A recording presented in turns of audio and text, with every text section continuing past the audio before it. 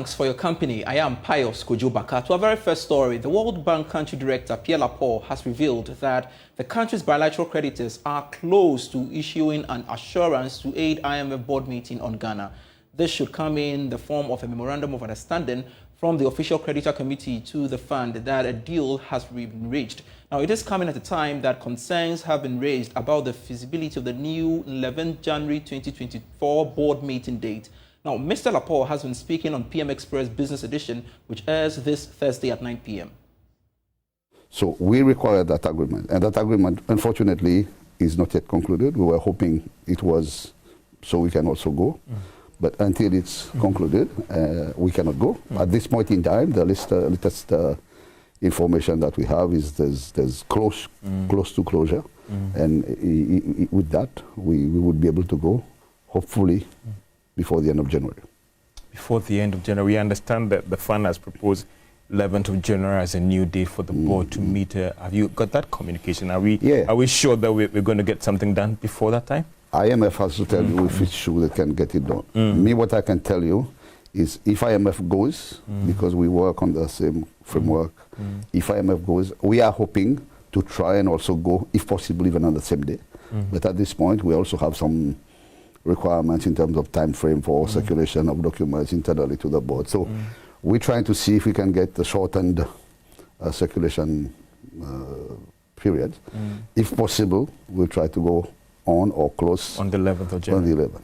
If not, it will be soon after, but definitely before the end of the month. The skepticism that has arisen out of this challenge is that we had the November date. It was moved to the first week of December. It moved to December 21, and now January 11th. And there's people who are worried whether anything can be reached this time around from the official creditor committee point for the bank even to come up with the support. Look, again, maybe the finance minister who is in touch with them regularly can tell you more. I cannot commit anything on behalf of the creditor committee. What I can tell you is the information that we have credible internally is that the creditors are quite close to an agreement, close enough that's given the IMF the comfort for them to go to schedule the date, and it's given us comfort to also work on a date close enough to the IMF. But you see, this is not the fault of Ghana. In fact, we are very disappointed because Ghana has done everything it needed to do. We asked you to, we agreed reforms with you, you've done all the reforms, you've met all the what we call the prior actions, and now you are just waiting for the creditors to agree on certain technical issues. Okay, there are technical issues among them, or cut-off dates has been agreed.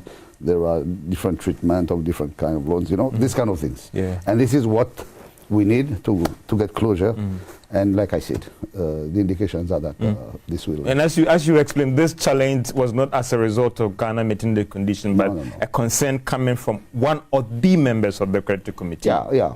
They've had, creditors are different. I mean, as you know, economies are different, countries are different, methodologies are different, culturally countries are different. So there are creditors that treat debt one way, others treat debt the other way. So it's this kind of agreement. That's why it's called a common framework, right?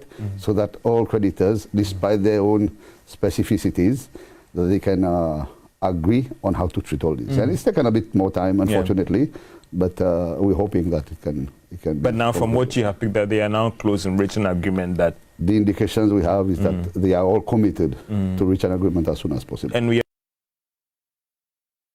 Pierre Laporte, in that interaction with my colleague George, we are free on PM Express Business Edition, which is this Thursday. Do make a date with us. But we've got to interrogate the assertions made by Pierre Laporte. Let's get on the phone and engage Senior Finance Lecturer at the University of Cape Coast Business School, Sriram Kawo. Thanks so much, sir, for joining me on Business Live. First of all, do you think that the World Bank Country Director, what he may have said that the country's bilateral creditors are close to issuing an assurance that will aid the IMF board meeting on Ghana come January 11, 2024. Really, is that good news for us? We cannot consider that as a good news. We can consider it as a good news because there has been delays in the release of these funds from November. What we can assure ourselves as a country is that we may get the bailout we may get the bailout in next year. By next quarter, we may get the bailout. So once we can get the bailout by next quarter, that will be something that is good for us. But saying that we will be able to get it in January, in his assertion, he had made it clear that it is not possible. If it is not done by January 11, then thereafter, so we should not be so much excited that this assurance is coming in, and for that, we are. Having listened to Pierre Laporte, do you get the impression, or does that give an indication that China is fully on board, or really, could there be a new development from China's perspective? So, listening to him, it tells us that the creditor committee is ready to give the letter of comfort to Ghana. And that letter of comfort is telling us that they are all ready to restructure the debt. But it will be based on the agreement all the parties will reach on how the haircut and all those restructuring will be done. So China is still on board, and they have not left the agreement at all. Mr. Kawo, the country director, Pierre Laporte, stated that Ghana has so far done everything right. The question is, if indeed Ghana has done everything right, why the delay? So, in their view, Ghana might have done everything that is required. But then there is a need for us as a country, Ghana, to also reconsider the terms that we are giving to the creditor committee. We are going to have a haircut of about 40%. We are extending the borrowing time maturity to about 20 years. That may not be very comfortable with the creditor committee, and therefore they are also looking at other ways of trying to resolve it. So saying that Ghana has done everything, in their eyes and in the eyes of Ghana, they've done everything because they are also waiting for the creditor committee to agree so that they will also add up about 300 million in addition to the 600 million the IMF will be giving. And so we as a country might have thought that we have done everything, but we need to reconsider our position on that particular deal that we have sent so that we will be able to reach an agreement. It shouldn't be a case like, you've come to me, this is what I can do, take it or leave it. The creditor committee will not accept that. And if care is not taken, this is going to affect our long-term credit or creditability in the market. Talking about its impact on our credibility of the market, again, yesterday I posed that same question to Professor Lord Mensah, whether he thinks this could affect the lifespan of the program. What's your view on that? This is an extended credit facility that we have. And so if we are not able to meet the various conditions and have the investor confidence coming back to us, then it means that we can go and extend the program for another period. But that will surely affect the international community because there will be issues about how debt will be restructured when they borrow to the country, and if the things that we said we are not going to do, we won't go back in doing them. Saram Kawo, we are grateful for your time here on Business Life. He's a senior finance lecturer at the University of Cape Coast, sharing his insights with us on the subject matter. A while longer on the economy, and government has been advised to stand by with its emergency revenue mobilization strategies if the $600 million second tranche funding from the International Monetary Fund continues to delay. According to finance lecturer at the Andrews University in the USA, Professor William Spipra, one of the ways to trigger such contingency plan is to halt tax exemptions for businesses.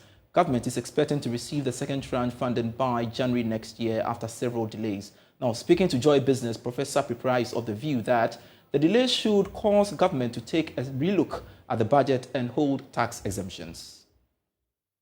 I mean, the plan B for the government is possibly go look at the budget. You know, our government is going to give tax exemptions to some industries of also similar to about 600 million, around the same figure. Probably the plan B is to delay that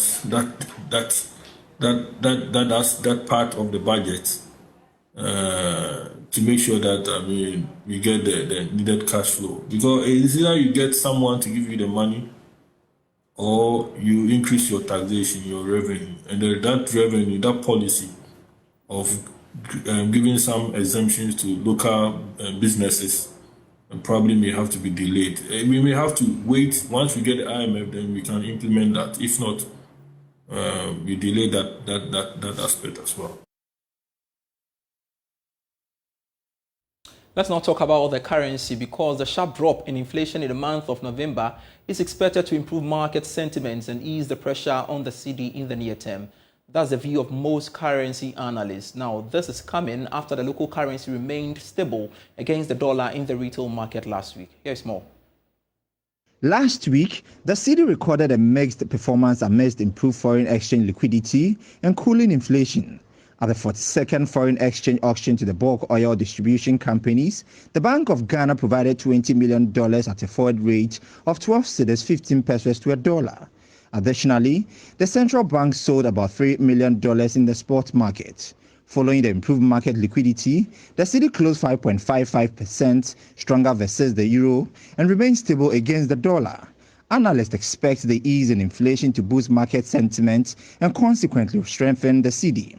Meanwhile, the cedi has lost about 14% in value to the dollar in the retail market and 24% on the interbank market. To the financial space now, and some commercial banks say they will continue to engage customers on the inconsistencies in relation to interest rates before lending. Interest rates fell across the yield curve after going up consecutively for 2 weeks. According to head of retail banking at FBN Bank Ghana, Alan Kwe, some banks are working on to improve in various toxic assets. He spoke to Joy Business at the UPSA Law School Quarterly Banking Roundtable X. So as the rates come down, it would mean that it would impact on the bank rates. But let's also note that banks have also taken some deposits at some high rates prior to the decline. And these also have different maturity times. So it would take a while before any dip in rates will come, because whoever have promised at 30 and is bound to mature next year, let's say by June, I must still pay, despite the fact that inflation may have come down, despite the fact that interest rates may drop. I will still have to pay that customer who I promised the 30%. And so even though it's declining, I will still have to pay. And therefore, good as it is, my cost may still be low. It's new ones that may affect it. And then you take the total portfolio, it will lead to a cost, a decline in cost of funds as well. So it's good. But it will take a while to eventually translate onto depositors' funds, investments, and stuff. And of course, when it comes to borrowing, interest rates, it would also take a while to be impacted. A while longer in the space, and players in the financial market are confident of a boost in trading activities in 2024, according to the president of the ACI Financial Markets Association of Ghana, Lawrence Bwampong. Current economic indicators could usher in the needed confidence after the market recorded some volatility post the DDEP. Speaking to Joy Business at an award ceremony, he indicated that deepened collaboration and innovative investment products will restore the lost confidence. Here's more. ACI Financial Markets Association Ghana is a body of financial markets professionals with the mandate of educating market participants and deepening collaboration with relevant stakeholders to ensure a robust market. Despite the volatility suffered on the market in recent times, mainly due to the effects of external and internal economic shocks, practitioners are upbeat about the positive outlook for the coming year. Lawrence Osilaja Bwampong is the president of ACI Financial Markets Association and has been speaking to Joy Business at the association's end-of-year awards and fundraiser. Generally, we all know what has happened on the market, and we know how this has affected the investment landscape and trading activities generally. and investor confidence. So yes, we want to deepen the market next year, and because we believe that there is an opportunity for growth, we think that all is not lost, and we think that as ACI members, as key stakeholders in driving the financial market, we can really play an active role in this space. He further called for innovative products and deepen collaborations with stakeholders to drive inclusion. We obviously would want to see a lot more diversification next year. We would want to see a lot of innovation. We would want to see institutions come up with newer products, and deepening our markets. And I think that this is where ACI will play a leading role in enhancing some sort of training that will help achieve all of these. Some of the award winners echoed optimism ahead of the coming year. In terms of what is going to happen, maybe 2024 and post-2024, I see light at the end of the tunnel. I can see that we are actually turning the corner. Inflation has dropped to levels that in the past 19 months has not been there before.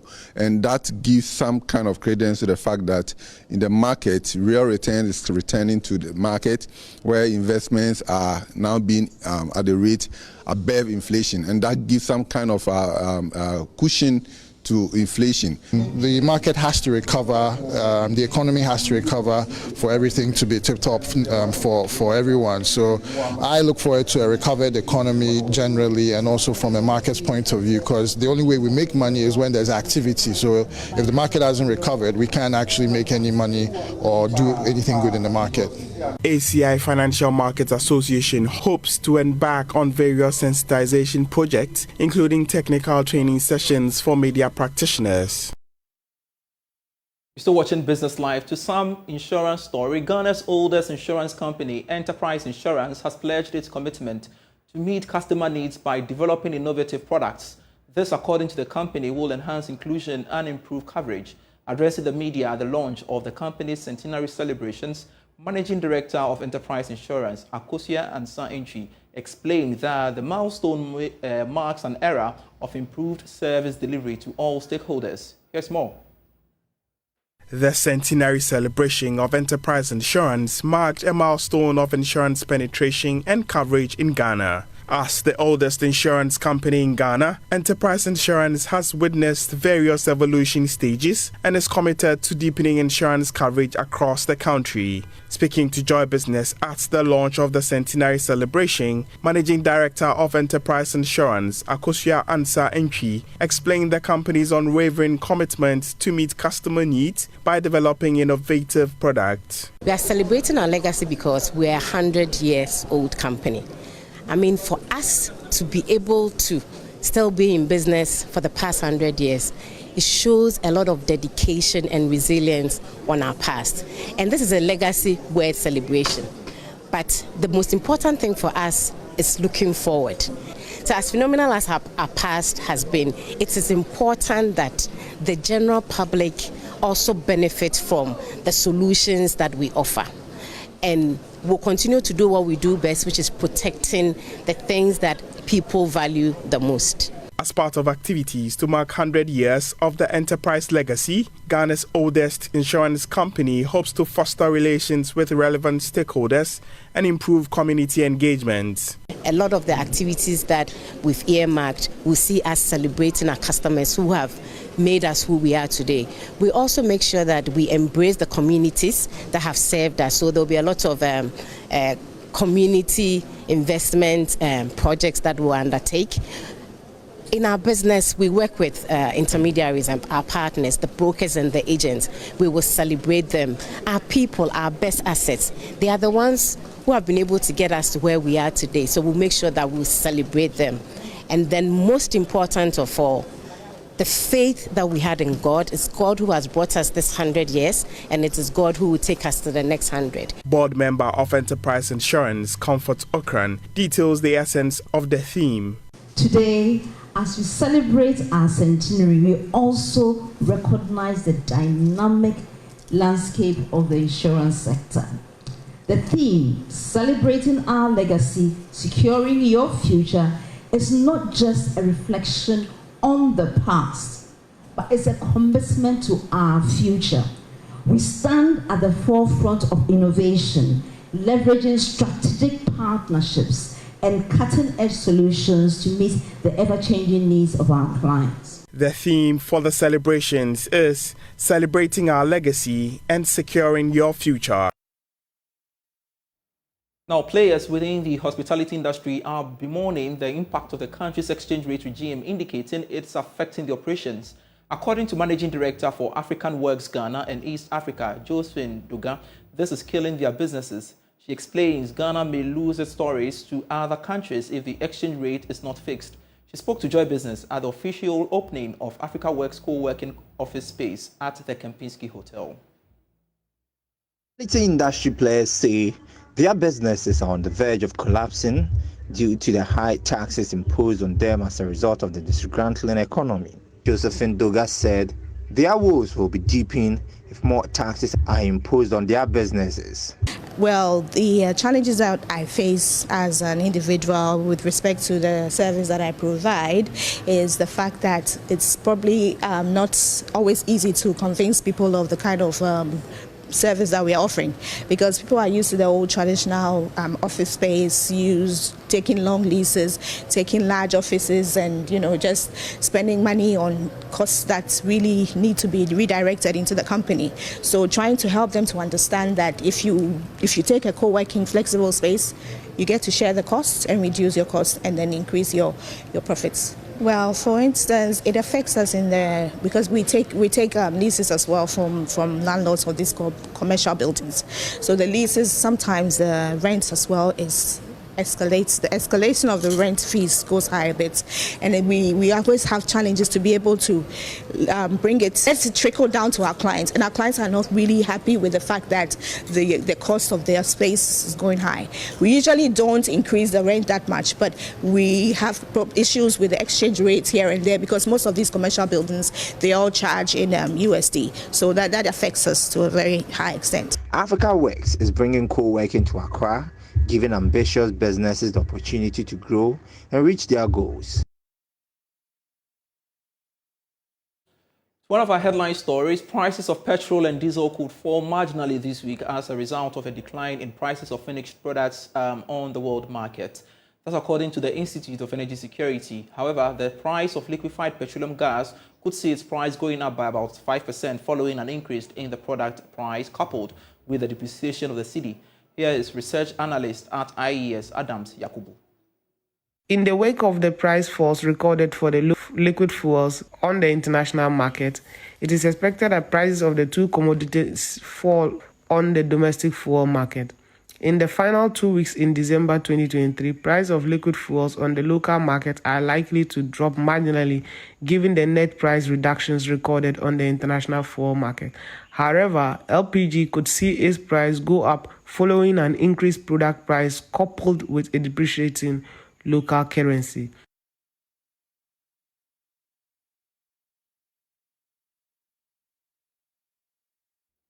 Now, the Deputy British High Commissioner to Ghana, Keith McMahon, has disclosed that Ghana's property and real estate industry provides a huge opportunity to attract British investors into the area.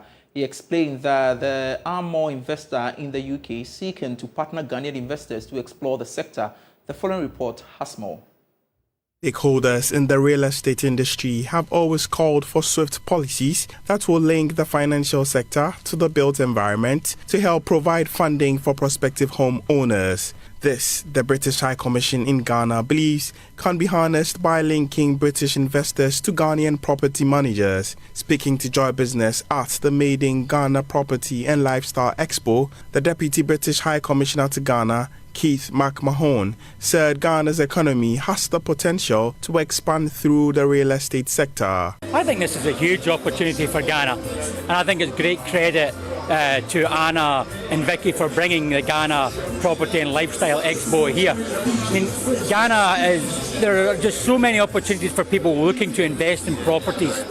I've been here 18 months now in Accra, and even in Accra alone, I can see the changes almost every day and the skyline of Accra. And I think that's just a testament to the confidence that investors have in places like Ghana, that they're willing to invest their money here because they can see it's such a great opportunity. On her part, The co-founders of On Point Property Management Limited, Anna Ajekum and Victoria Ajekum, said Ghana can learn from best practices across the world and provide decent and affordable housing for Ghanaians. That's all for Business Life. I am Pius Kojo Baka. See you same time tomorrow. Bye.